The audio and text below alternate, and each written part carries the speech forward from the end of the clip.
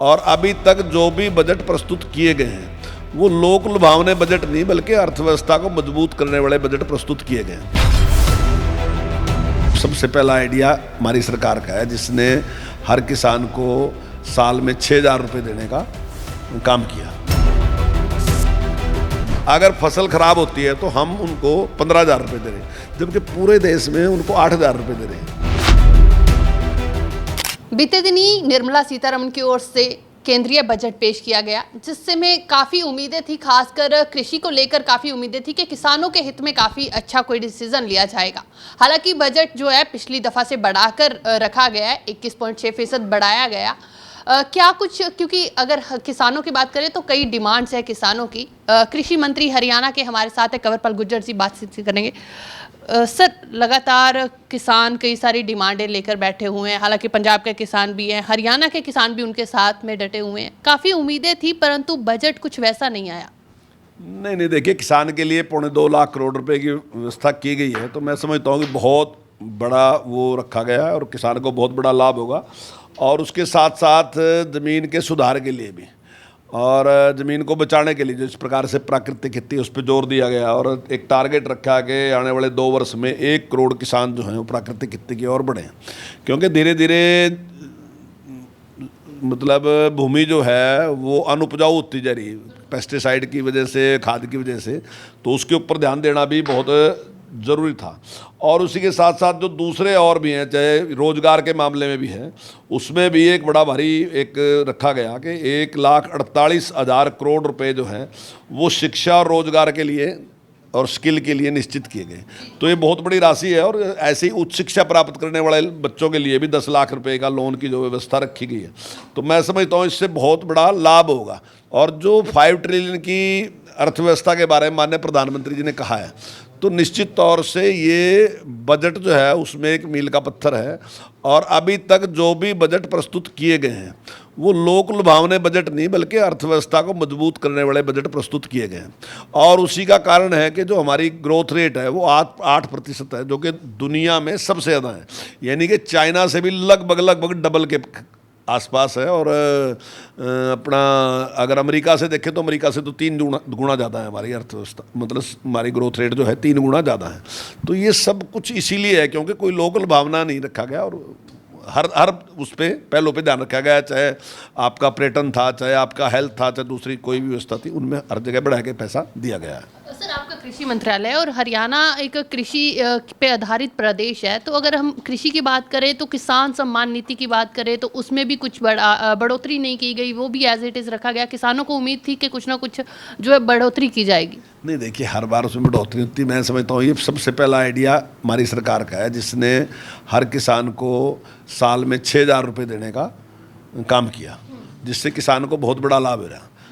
लेकिन और भी दूसरे जो काम हैं उन पर काफ़ी व्यवस्था की। के हालात हम देखें कृषि के, तो लगता है कि वो 6,000 सालाना काफ़ी है किसानों के लिए। बिल्कुल काफ़ी है। देखिए, जो औसतन किसान है, जो छोटा किसान है, वो लगभग अब दिया कहाँ से, चाहे किसी के पास 1 कनाल ज़मीन भी है उसको भी दिया 6,000, और चाहे किसी के पास ज़्यादा भी है उसको भी दिया। अब औसतन जो किसान है वो 2-2.5 एकड़ का किसान है, और 2-2.5 एकड़ के किसान को 6,000 रुपये में उसका खाद और बीज दोनों चीज़ें वो खरीद सकता है। तो जो स्वामीनाथन ने कहा कि उत्पादन लागत घटनी चाहिए, तो उसके लिए सरकार ने बहुत अच्छा काम किया। इसी के साथ साथ जो महिलाओं के लिए भी 3 लाख करोड़ रुपए की व्यवस्था की गई, तो मैं समझता हूँ कि उसकी समृद्धि में जो लखपति दीदी बनाने का एक टारगेट रखा गया, तो उसमें बहुत बड़ा योगदान मिलेगा और महिलाओं की जो हिस्सेदारी है वो काफ़ी बढ़ेगी। आपने स्वामीनाथन का जिक्र किया, किसान भी लगातार यही डिमांड कर रहे हैं कि स्वामीनाथन रिपोर्ट लागू की जाए, एमएसपी जो है वो हमें दिया जाए। एमएसपी की कोई बात ही नहीं हुई इस बजट में। नहीं, देखिए, एमएसपी की व्यवस्था कुछ स्टेटों को भी करनी पड़ेगी। ऐसा नहीं कि सारा सेंटर ही करेगा। सेंटर जो चीज़ें खरीद रहा है वो खरीद रहा है, लेकिन हम भी तो एक स्टेट हैं, हम 14 चीज़ें खरीद रहे हैं, तो दूसरे स्टेट भी इसी प्रकार से किसानों की मदद कर सकते हैं। अगर उनके दिमाग में होगी, सोच होगी किसान की मदद करने की, तो निश्चित तौर से व्यवस्था खड़ी कर सकते हैं। तो ये स्टेट की भी तो जिम्मेदारी है ना। अच्छा, हालांकि हरियाणा काफ़ी फसलों पर एमएसपी ऑलरेडी दे रहा है, परंतु फिर भी हरियाणा के किसान अभी भी निराश है। वो भी चाह रहे हैं कि वो पंजाब के किसानों का साथ दे रहे हैं। आप भी देख रहे हो। देखिए, पंजाब वालों को आंदोलन पंजाब में करना चाहिए ना। अब उनके यहाँ तो 3 फसलों पे वो एमएसपी दे रहे हैं। अब वो तो एक तो है, वो है भी नहीं गन्ना तो वैसे चल पर, लेकिन गन्ने पर मान लेता हूँ MSP दे रहे और 2 गेहूं और धान पे दे रहे हैं। तो चौथी पे पंजाब से पूछना चाहिए ना क्यों नहीं दे रहे उनको, तो बल्कि आंदोलन इस बात पे करना चाहिए कि हरियाणा 14 पे दे रहा, पंजाब क्यों नहीं दे रहा। लेकिन वो वहाँ जाने की बजाय ना हमारे वो इधर आते हैं कि भाई यहाँ कर रहे। तो हरियाणा तो पहले ही हर फील्ड में, मैं दावे के साथ कह रहा, किसी भी मंच पे कहीं भी कोई डिस्कशन करना चाहता है वो कर ले इस डिस्कशन। हम हरियाणा में सबसे अच्छा कर रहे हैं किसान के लिए। अगर फसल खराब होती है तो हम उनको 15,000 रुपये दे रहे हैं, जबकि पूरे देश में उनको 8,000 रुपये दे रहे हैं। और जो पुरानी सरकार है जो बार बार दावे कर रही है, उसने 1150 करोड़ रुपए दिए 10 साल में, हमने 12,500 रुपये करोड़ 12,500 करोड़ दे दिए सबसे पहले। अभी तो 3 महीने हमारे और भी हैं, 2.5-3 महीने और भी हैं, कुछ और भी हो सकता है कहीं किसी को देने की। तो हमने हर फील्ड में उनसे अच्छा काम किया। अच्छा, शंभू बैरियर को लेकर क्या सरकार ने हालांकि आज अपना पक्ष रखना है सुप्रीम कोर्ट में, परंतु हाई कोर्ट के डिसीजन को ना मानना क्या कारण है उसके? नहीं देखिए, ये तो सबके पास ऑप्शन है ना जी। अब आप किसी भी एक कोर्ट का कहोगे उसका आदेश, उसके बाद अपील करने का तो अधिकार है। हमारी सोच ये है, हम जो सोचते हैं, हम सोचते हैं कि देखिए प्रजातंत्र में सबको अपनी बात कहने का अधिकार है, लेकिन अव्यवस्था फैलाने का नहीं है। अब अगर ये जिद करें कि भाई हम तो ट्रैक्टर ट्रैली में दिल्ली जाएंगे, तो आप ही सोचो ट्रैक्टर ट्रैली में दिल्ली जाएंगे, आपके लिए भी समस्या होगी, इनके लिए भी समस्या होगी, और जो लोग हैं उनके लिए भी समस्या होगी। अगर वो अपनी बात कहना चाहते हैं तो जाके बात करें, किसी ने रोके ही नहीं आज तक। वो पूर्व मुख्यमंत्री मनोहर लाल जी ने बार बार कहा कि भाई आप बस में जाओ, आप ट्रेन में जाओ, किसी भी चीज़ में जाओ, दिल्ली जाओ, हमको कब रोक रहे हैं आपको, चले जाओ आप अपनी बात कहो, कहीं भी इकट्ठे हो अपनी बात कहो, तो हम रोक नहीं रहे। लेकिन अगर आप ट्रैक्टर ट्रैली लेके जाओगे तो सारा सिस्टम जाम हो जाएगा दिल्ली का। ये तो कोई ये नहीं लगता कि दिल्ली का सिस्टम तो चलो छोड़ो, जाम होगा या नहीं ये तो जब किसान जाएंगे तब देखेंगे, परंतु अभी जो हरियाणा ब्लॉक कर रखा है, हरियाणा के व्यापार पे असर नहीं पड़ रहा जो पूरा हाईवे ब्लॉक? देखिए, बड़ा हित जो है ना जी, वो ज़्यादा महत्वपूर्ण होता है। पहले भी कहते हैं ना, देश के लिए अगर स्टेट के त्यागने पड़ा त्याग दो, स्टेट के लिए अगर जिले के त्यागने पड़ा त्याग दो, जिले के लिए अगर मुझे अपने गांव के अपने त्यागने पड़ा तो मुझे त्याग देने चाहिए। तो बड़ा देखना पड़ेगा ना कहाँ है। अगर यहाँ एक छोटा वो है, अगर आप पूरे दिल्ली को जाम कर दोगे तो आप क्या सोच रहे क्या होगा? अगर यही तरीका, लेकिन समाज को भी इसका वो करना चाहिए कि ये तरीका सही नहीं है, इसकी सपोर्ट नहीं करनी चाहिए, किसी को भी सपोर्ट करनी चाहिए। अपनी बात कहने का अधिकार है, लेकिन सारे सिस्टम को तहस नहस करने का अधिकार नहीं। तहस नहस किसका करोगे? अपना ही देश तो है, कहाँ करोगे तहस नहस आप? सारा सिस्टम अपना ही तो बगाड़ोगे। लोग भी तो अपने ही हैं जो फंसेंगे, वहाँ जाम में फंसेंगे, कुछ पेशेंट फंसेंगे, कुछ और काम वाले फंसेंगे, तो कौन है कहें? वो भी तो अपने ही लोग हैं। हाँ, मेरा अधिकार है, मैं अपनी बात कहूँ, मैं सरकार को ऊपर दबाव डाल लूँ इस बात के लिए कि मेरी बात जायज़ है, मैं अपनी बात को समझाऊँ, उसको मनवाऊँ, वो तो बात तरीका सही है, उसमें क्या दिक्कत है? ये तो अधिकार है। और सरकार किसकी है? सरकार लोगों की तो है, सरकार कहीं अलग थोड़ी है। सरकार लोगों ने बना रखी, लोगों की सरकार है। अगर लोग कुछ बात कहना चाहते हैं, सरकार की ड्यूटी है सुनने की, तो सुनेगी सरकार उसको, पर तरीका तो ठीक होना चाहिए ना जी। अच्छा, अभी हरियाणा के विधानसभा चुनाव नज़दीक आ रहे हैं, जिसको लेकर एक्स पे वॉर शुरू हो गई है, एक्स CM और मौजूदा CM में।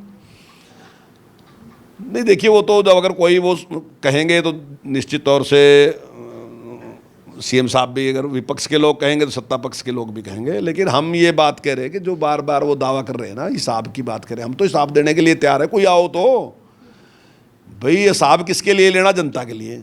तो जनता को भी बुला लो और वो भी आ जाओ, हमें बुला लो, तो हम आके हिसाब दे देंगे। वो हमारे से पूछ लो, जिस चीज़ का पूछना, हम सारी चीज़ का हिसाब दे देंगे। हम तो वैसे भी हिसाब देते घूम ही रहे, लेकिन विपक्ष को लगता है कि हमारी उसमें दो, तो हम उनकी उसमें भी दे देंगे। और हम तो ये कह रहे हैं कि कांग्रेस अपने 5 काम बताए। यमुनानगर में आ जाओ, 5 काम बताओ, हम 25 बताएंगे। अम्बाड़े में आ जाओ, वो 5 काम बताओ, हम 25 बताएंगे। पंचकुल्ले में आ जाओ, वो 5 काम बताओ, हम 25 बताएंगे। वो करनाल में आ जाओ, वो 5 काम बताओ, हम 25 बताएंगे। वो पानीपत में आ जाओ, 5 काम बताओ, 25 बताएंगे। वो कुरुक्षेत्र में आ जाओ, 5 काम बताओ। हम ये कह रहे हैं कि आओ तो सही ना कहीं।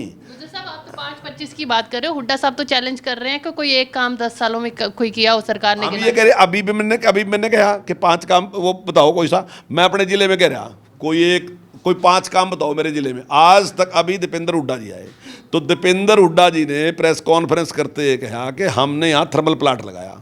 देखिए, थर्मल प्लांट जो है पूरे हरियाणा के लिए, यमुनानगर के लिए बताओ क्या किया उन्होंने? हमने मेडिकल कॉलेज बनाया 1,000 करोड़ से, हमने सड़क बनाई पंचकुला तक 650 करोड़ से, अभी हम सड़क बनाने लग रहे 1,200 करोड़ से। वो भी बनाने लग रहे। हमने 6 हॉस्पिटल जो थे, जो 6-6 बेड के थे, हमने 30-30 बेड के कर दिए। हमने 5 कॉलेज नए खोल दिए, हमने 5 ITI नई खोल दी, हमने इतने पुल बनवा दिए वहाँ। 6 पुल तो मेरे ही यहाँ बने और अलग हैं, अभी 3 बनने लग रहे।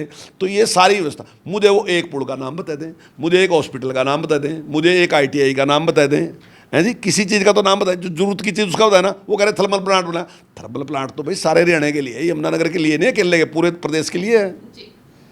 तो बिल्कुल ये हमारे साथ थे कृषि मंत्री कंवरपाल गुर्जर, जिन्होंने सीधा सीधा चैलेंज किया है कि 5 अपने कार्य कांग्रेस सरकार बताए, हम 25 गिनवाएंगे हर एक जगह पे। खैर विधानसभा चुनाव नज़दीक आ रहे हैं, ये वॉर लगातार ऐसे तोल पकड़ती नजर आ रही है। आगे देखेंगे कि आखिरकार हरियाणा की जनता क्या निर्णय लेती है। कैमरा पर्सन संदीप के साथ शालू मिरोक, चंडीगढ़।